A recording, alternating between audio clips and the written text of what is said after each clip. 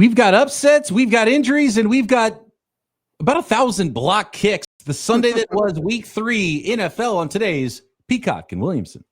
NFL analyst Brian Peacock and former NFL scout Matt Williamson bring you expert NFL analysis every day in less than 30 minutes.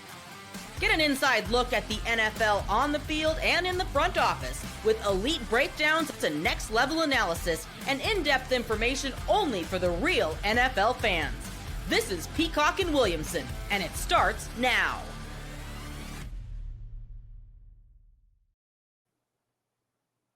Welcome to the Peacock and Williamson NFL Show. Brian Peacock alongside Matt Williamson at BD Peacock at Williamson NFL. Happy Monday, everybody, and thanks for joining us and making us your first listen on the Locked On Podcast Network, your team every day. Love our everydayers. And if you're new to the program, please hit that subscribe button on YouTube and everywhere you get your podcasts. And a ton to break down and some really interesting football games. And I love how the NFL has a way of throwing you on your ear when you think you know what's going on in this league, and some big time upsets and some very interesting football games to break down and some wild special teams happenings as well. Today's episode brought to you by Mazda. Like our players, we sweat every detail because when you make every move count, pulling off the unexpected is only the beginning. Stay tuned later for highlights in this week's Moving the Game Forward Mazda Move or Be Moved. Let's start with the Dallas Cowboys, who have the worst defense in the NFL right now. Certainly in contention. Might have lost their best offensive player for a little while, which is a pretty bad combination. And I want to go to the score here because they made the Chicago Bears look pretty good. And Ben Johnson getting his first NFL win, 31-14 was the final. We even had a flea flicker touchdown in this one, and the rookie wide receiver Luther Burden getting his first career touchdown for the Chicago Bears. So Chicago Bears having a lot of fun in this one, improving to 1-2 at the Dallas Cowboys' expense, who now fall to 1-2 on the 2025 season, Matt. Yeah, to me, Dallas looks like last year's Bengals shootout central, and I don't know if they're capable of living that way like Burrow, Chase, and Higgins did, because first off, I'm not a big Matt Eberflus as defensive coordinator fan to begin with, and then you trade your best player, and you're just lacking in talent on that side of the ball on a vanilla offense. It's execution-based, so that's going to be a problem. And I think things are probably about to get pretty miserable for the Cowboys. Lamb with a high ankle sprain, probably going to miss multiple weeks, so that just doesn't leave much. And trust me, I can tell you, you're going to start seeing George Pickens throw things and, all that type of thing on the horizon. Now, that shouldn't discredit what the Bears did, though. Caleb Williams has been very up and down, and his ups are really up and his downs are really down through 2 games with Ben Johnson. But he was up in this game, and I think Bears fans for the first time should be really encouraged with that first overall pick and the marriage with the new head coach. Now, again, playing a terrible defense helps, but that's what you're supposed to do against terrible defenses, not just score 20 points. You're supposed to rip them apart, and that's exactly what they did. And I couldn't help but think of you when Luther Burden scored. I'm like, that's his guy. Maybe he's coming on, Feed him. Feed the beast. They got too many mouths to feed, and they all got a touchdown in this one, which probably makes it good if you're in that room. We got a touchdown for Burden. Well, there's one for Odunze, long touchdown. There was one for Moore. And then Kmet got one. 4 touchdown passes for Caleb Williams in this one. 19 of 28 for 298 yards and 4 scores. So some good feels for the Bears. This really stood out to me, and I looked at it last week, and it didn't change this week. I'm looking at zone versus man rates in the NFL through 3 weeks, Matt. The Dallas Cowboys are so far and away the most zone-heavy team and least man-heavy team in the NFL. It's outrageous. They are 32 in man coverage percentage at 4.9%. And so they're the 31 team is Brian Flores' Minnesota Vikings and Pete Carroll, the godfather of the cover 3 defense, right? They're at 10.7%. So they still play man coverage over twice as often as Matt Eberflus's Dallas Cowboys defense does. It's just so one-dimensional. There's a lot of teams that, play 10, 15% in the NFL. League average right now is about, 22.9% man coverage to 71.6 zone coverage. That doesn't add up to 100% because it takes out, certain down and distance plays where, it's not true coverage. But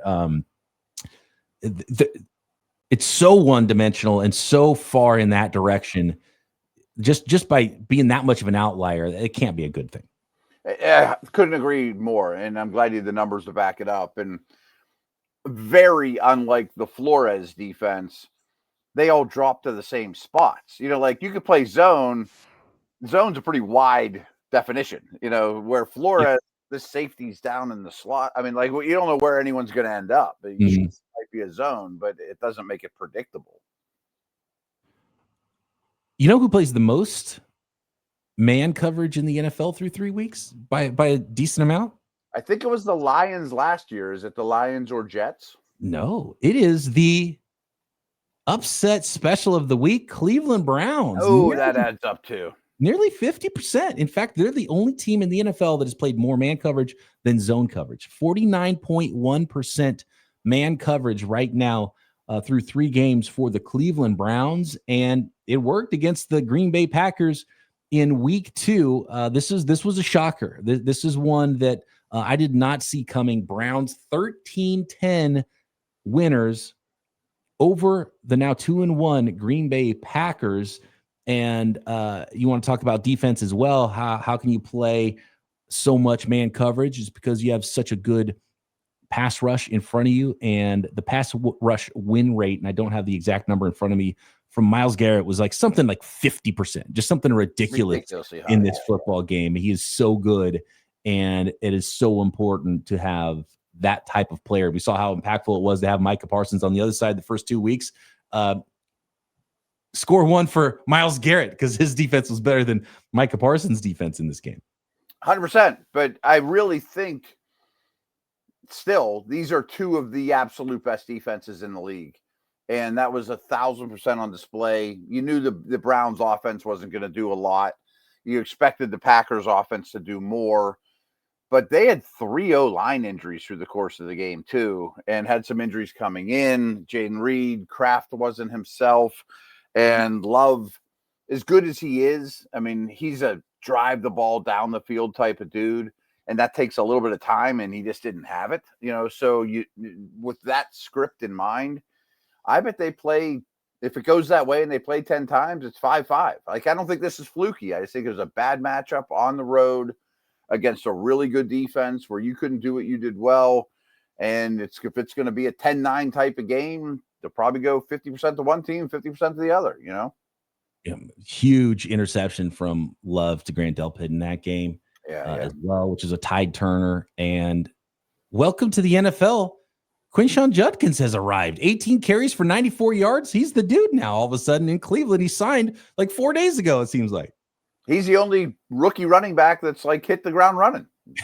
Literally, Actually, Cam Scatterbo put together a game for the New Tracy's York injured Giants. too. Yeah. Yeah. The New York Giants, where is the score there?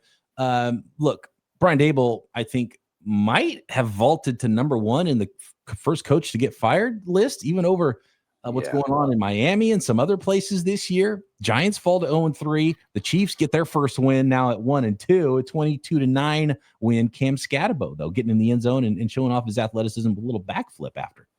Couldn't get Neighbors involved at all. Spagnuolo just totally took him away.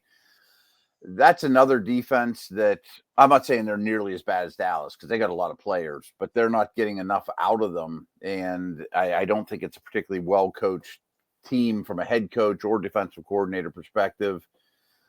The Chiefs won.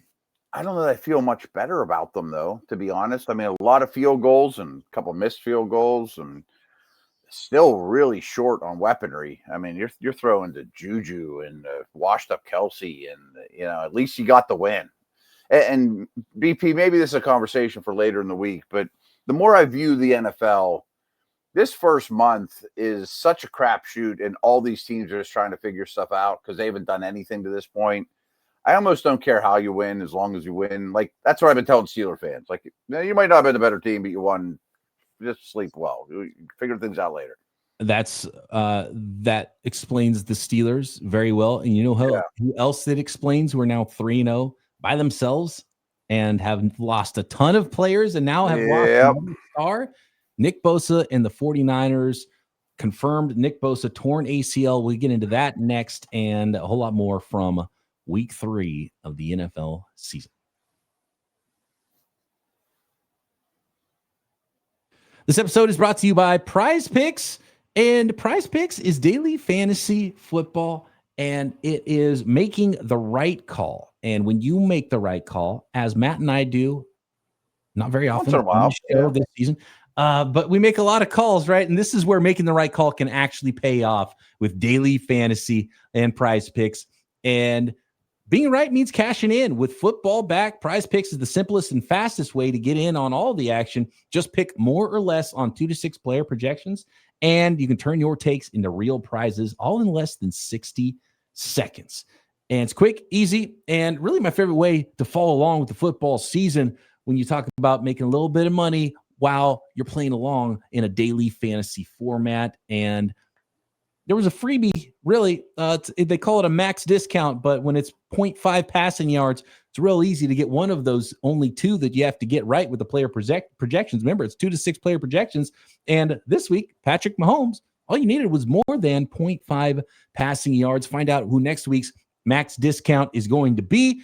And download the Prize Picks app today and use code LOCKEDONNFL to get $50 in lineups after you play your first $5 lineup. That's code LOCKEDONNFL for $50 in lineups after your first $5 play.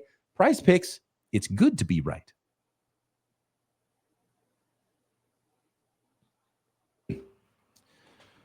So it is confirmed now the San Francisco 49ers have lost yet another player, and it is now Nick Bosa, torn ACL, and he is done for the 2025 season after just 2+ football games. And he was playing at a super high level for the San Francisco 49ers in those games. And despite all the injuries, they're on their second quarterback. They lost one of their best offensive players in George Kittle in week 1. They're still without Brandon Ayuk from his torn ACL last year. Yet those San Francisco 49ers are atop the West right now, 3-0 after beating the Cardinals in an ugly one, 16-15 Sunday. Real quick on Nick Bosa. This is Nick Bosa's 3rd torn ACL, Matt. He had one in 2020 with the 49ers, his second year, and he had one in high school, his senior year of high school before he went to Ohio State. And so, man, he's a maniacal worker. He's going to have, he's already at like 5% body fat, come back 4.5% body fat after this and his rehab. But at some point, man, the ligaments got to take a toll on your body. And so that's one of the big worries for me, for the 49ers, even more than who replaces that production, which is impossible really to replace right now, is long-term for Nick Bosa. You've seen how injuries have really changed his older brother Joey's career, and you hope that it doesn't go down that path for Nick Bosa as well. Yeah, that would be terrible, because maybe it is just a heredity thing, or they didn't eat enough broccoli growing up. I don't know, whatever it is. They eat a lot of broccoli, in fact. I'm sure they did. Nick eats like these 9-egg veggie broccoli omelets that really? His mom makes him when he works out in Florida in the off season. It's ridiculous. It maybe it's just there's too much muscle and not enough bone and ligament to handle all the power that these guys have and what they put their bodies through. But the 49ers somehow still 3-0. Should they be calling like the New York Giants or the Houston Texans right now? I think we might have to have that conversation tomorrow. For a defensive end. Yeah, for an edge guy. Exactly. Yeah, I think I was sitting there thinking, is Shanahan the leading coach of the year guy? I mean, considering what he's losing and still being 3-0, maybe they're not all pretty, and maybe the first 2 teams they played aren't the powerhouses of the league, but 3-0 is 3-0, and I'm not sure any team's overcome more. And Russell lost James Conner in this game too.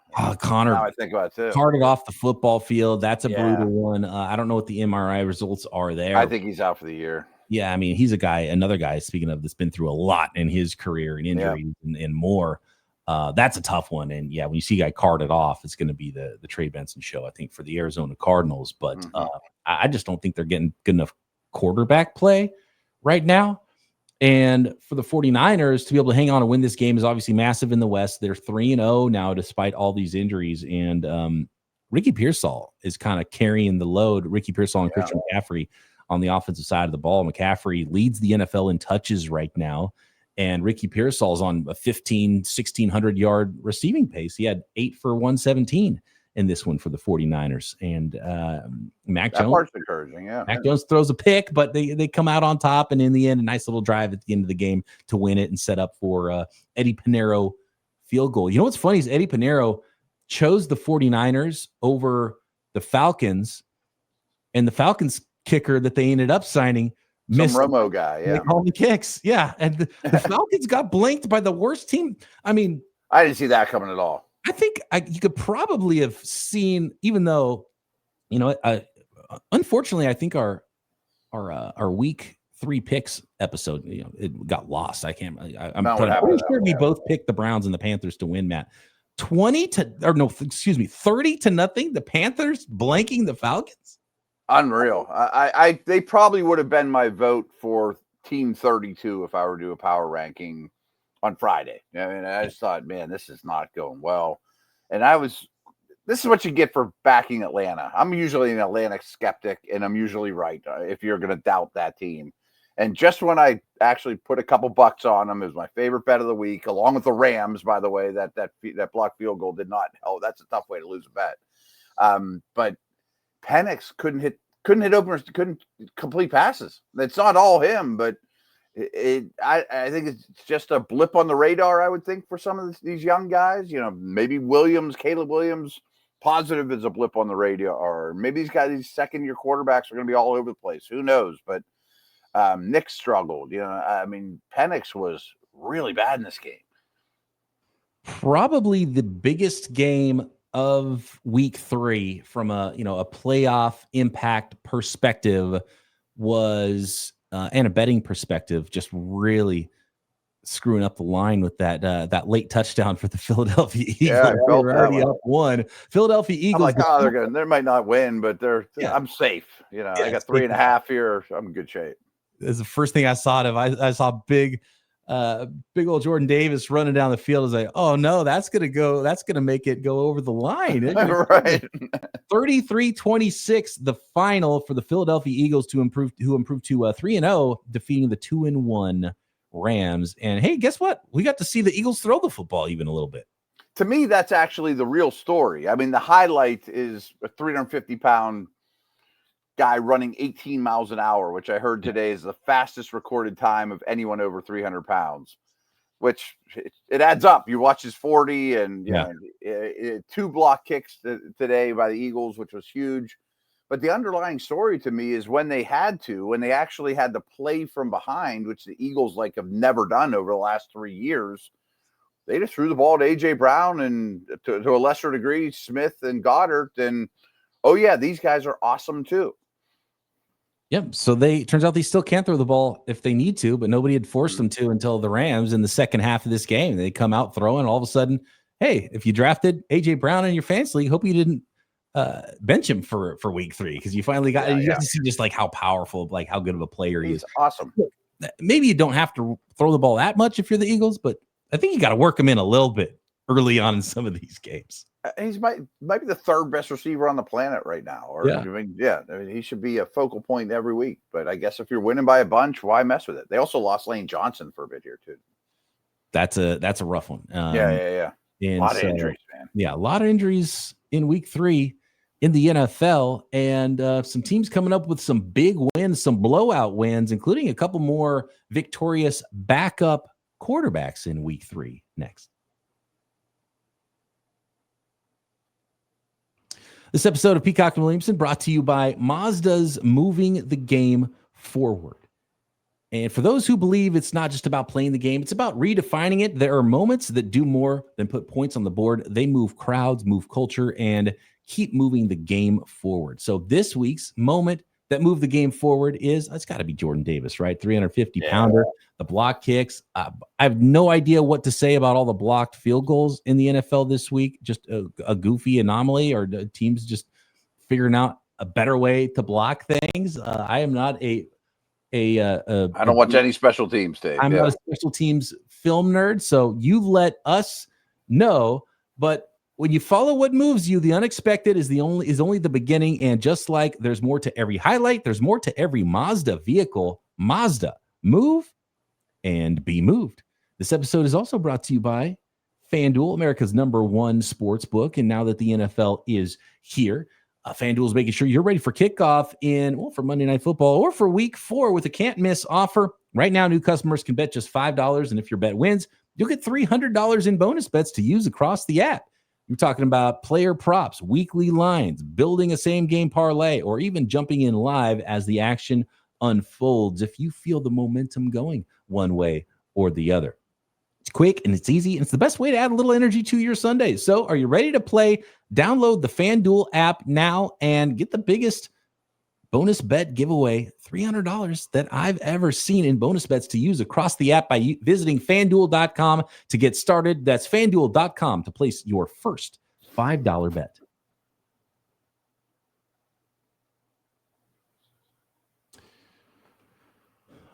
I want to talk about some of the backup quarterbacks, namely the guy that I had written off in Marcus Mariota. Was this a factor of the Commanders are just that good around their quarterback? Or maybe I was too soon in saying that Marcus Mariota was cooked as an NFL quarterback? Or maybe the Raiders are just this bad. 41-24, the Commanders. A huge game for them to win without their starting quarterback. Yeah, and I think he's come not I'm going to say a long way, but he's gotten better since that time in Atlanta, where it looked like he kind of got disinterested and got benched. And I think he's in a good system that features his legs. But I'll be honest with you, I'm with you. I think this is more about the Raiders, and the hope that I had for them in the offseason is dwindling at a very, very rapid rate. They're just a little undermanned. Yeah. One under a new back coach. Seven's terrible. Yeah. I mean, their back seven has not been good for how many times have we talked about them? Every offseason, every preseason. It's just something they've never zone heavy, as you mentioned before, playing the same coverages, and there's not that talent. Maybe new scheme, it's a different style of player, and they could play up with less talent, because you've seen some no-name guys in some places go to Pete Carroll and be like, oh, I'm this long cover 3 corner, and now it works out great for my career. But teams are just getting better, I think, against that coverage. And Ashton Genty, again, 3.7 yards per carry. It's just not happening for him, whether it's him and probably most likely up front for the Raiders. The O-line's been rough. Bowers is kind of a shell of himself too. And they're undermanned. I think that's a good way of putting it. How about Carson Wentz? He wasn't even in. He didn't do anything. Well, it's true. The defense was unbelievable. Yeah.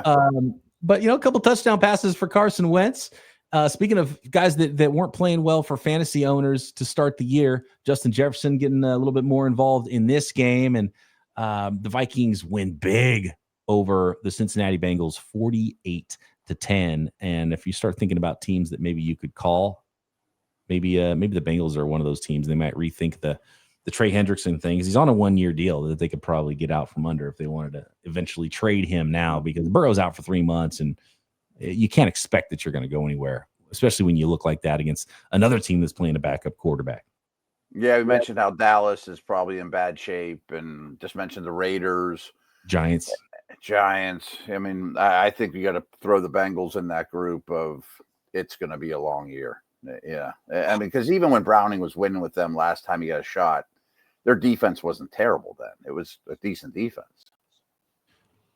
Is there anyone more disappointing than the Houston Texans? That's the one that shocks me. And maybe they could come back from the dead. I'm not quite throwing them in the grave yet. Something looks broken offensively, like for CJ Stroud and just the entire thing. You change offensive coordinators. That doesn't help.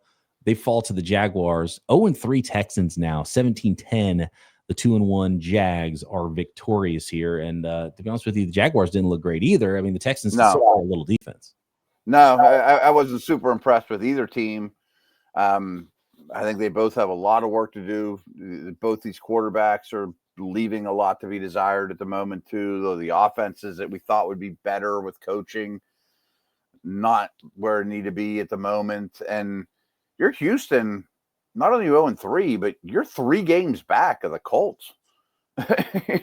The Colts, who were resounding winners again in week 3, they beat up on the Titans 41-20. Cam Ward throws a pick 6 in this one, kind of a rookie mistake, and really this game was never threatened for the Colts by the Titans. And speaking of coaching changes, I'm not sure they got the right guy in Tennessee either. That secret will be warming up too. Yeah. And how about 3 touchdowns on the ground for Jonathan Taylor, who's been the leading rusher? He's been unbelievable. Yeah. I mean, he looks like a superstar. Looks like Jim Brown out there. And Indiana Jones has been fine, and they have a lot of weapons, and the defense is better than it was. I think they're clearly the team that has most exceeded expectations. Yeah, just a massive lead over a team like the Texans in the AFC South right now. Jacksonville Jaguars, though, sneaking up there at 2-1. There's another blowout game. A lot of points put on the board here in week 3. The Seattle Seahawks served the Saints their 3rd loss of the season, 44-13, the final there. And you finally got to see that Seattle Seahawks offense kind of ignite and do a little something this year. Yeah. Smith and Jigba with the touchdown. Sam Darnold looked good in this game. I mean, they just went crazy in the first half on the Saints. Yeah, and this was never close either. I think this is another team that is certainly in contention for best defense in the league, Seattle. I mean, they get a lot of pressure without blitzing. And I think Darnold's been mostly a success story, and the O-line's a little better, and Walker, Smith-Njigba, Kupp is okay. I think they'll be an average offense at best. I meant to say this during the Niner-Cardinal conversation. Do you agree that the Cardinals now are distant, might be a strong word, but the clear number 4 team in that division? Yeah, and I've seen the 49ers play the Seahawks. We've seen the Seahawks play some really good defense all 3 weeks. Now see the offense do what it's doing. I'm not a big believer in Kyler Murray. You lose Connor, it hurts. That hurts. It's not the end of the world, but I feel like they're 4 out of 4 in that. And the Niners should be with them at the bottom with all the injuries they've had, but somehow they've been able to come out ahead, and they lost Bosa, but they're going to get a lot of other reinforcements back soon. Right. So, that's at least I would think Kittle's got to be soon, right? Kittle, he's going to be back week 6 because he had to miss 4 weeks after week 1. So that puts him back week 6. Might also be the same week that Brandon Ayuk comes back. You get DeMarcus Robinson this week. He was suspended for 3 games. And so, and the young guys on defense are getting more and more reps, Yeah, and Purdy felt like he was kind of close this week, so Purdy may be back this week, or at least by the Rams week, which is a big one because you have to win that without George Kittle and Bosa in week 5 if you're the 49ers. You get the Jaguars next week. But I would put Arizona 4 in that division. The Steelers played a little defense this week, 21-14 win over the New England Patriots. Was this bad Patriots offense turning the ball over, or was this good Steelers defense? Both. Crazy. I mean, they caused 2 turnovers within the 2-yard line deep in their own, and when what obviously would have been points. Now, Ramondre Stevenson was a big fumbler last year. Drake May can put the ball in harm's way, and frankly, the Steelers are one of the best teams year after year at creating fumbles. Like Watt has an obscene number of forced fumbles and batting passes and causing turnovers. But you could strongly make the argument that they were not the better team play in and play out. They just made the big plays when it mattered most, and that's kind of been a Tomlin theme. Rodgers has been really, really good above the neck, though, and just always has them in the right plays. And even though the offense is really struggling, there's no negative plays on offense. And that was enough for a typical Tomlin 1-score game, figure out a way to get a win,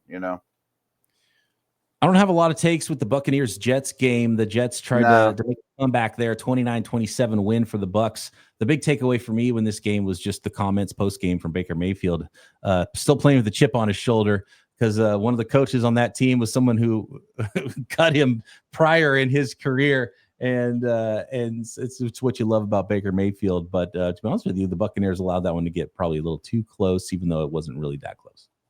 I kind of take the Bucs as, boy, they've had a lot of O-line situations, shuffling around. Evans got hurt in this game. but they're winning. You know, like I said before, it's probably isn't going to be their best product they put out, but that team knows how to win, and they're not getting in a hole like the Texans are, you know. There's been some bad news, some negative takes, and some teams that the things aren't going well for this year, but things are going well for the Chargers. The final game here, 23-20, the Chargers win over the AFC West division rival Broncos, and Justin Herbert coming up clutch in this one, which I think is the story. I think he's phenomenal. I really think he's leveling up to that elite tier. My phone just gave me a notification like 10 minutes ago that Najee Harris is out for the year. And just yet another injury. I guess former Steeler running backs are falling left and right. But Hampton was there for a reason. I think the Chargers are in real good shape. And Denver doesn't worry me, but I mentioned before, Nix is not leveling up. I mean, if anything, he's struggling through 3 weeks. Will that get figured out? Maybe. I don't know. I'm not in love with their offense right now. J.K. Dobbins did have a 41-yarder there, which was kind of like the entire offense. It felt like for the Denver Broncos in that one. On the other side, rookie Marion Hampton did have a touchdown, 19 carries for 70 yards. He's clearly the guy with no Najee Harris there. The efficiency could certainly be a better run on the football for those Los Angeles Chargers, though, and another rookie running back. By the way, on the other side, I thought R.J. Harvey was going to have a huge piece of that Broncos offense. 2 carries for 2 yards in this. Yeah, I don't know what they're Dobbins is a good player. He just keep him on the field's tough. So, again, this theme of young rookie running backs are taking a long time to acclimate. That was week 3 Sunday. We've still got Monday Nighter to go, and we will have it all broken down for you as we do every single week. There's some teams we want to dive a little bit further into this week. And, of course, get your mailbag questions in for us at BD Peacock, at Williamson NFL, or in the YouTube comments. Subscribe while you're there. Matt and I back tomorrow right here, Peacock and Williamson.